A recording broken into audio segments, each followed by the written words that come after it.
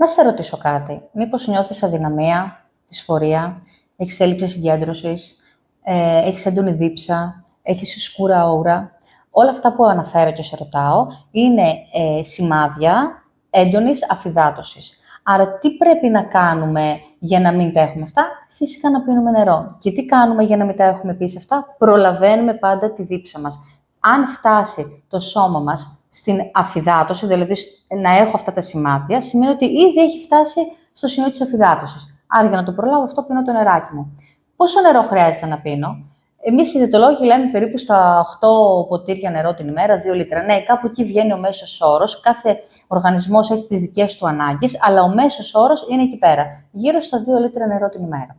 Άλλοι τρόποι ενυδάτωσης είναι να καταναλώνουμε φρούτα και σαλάτες, να πίνουμε άλλα υγρά όπως χυμούς, φυσικούς χυμούς φρούτων, κάποιο τσαγάκι ίσως και μέσω των καφέδων μας φυσικά ενυδατωνόμαστε. Αν τα κάνεις όλα αυτά, φυσικά δεν θα φτάσει στον οργανισμό σου στο να αφυδατωθεί και να εξαντληθεί και αν δεις ότι αφυδατώνεσαι και εξαντλείσαι, πιες νεράκι, βάλε λίγο αλατάκι στο φαγητό σου παραπάνω, αν νιώθεις έτσι τα σημάδια της υπερκόπωσης να είναι έντονα, για να τονωθείς.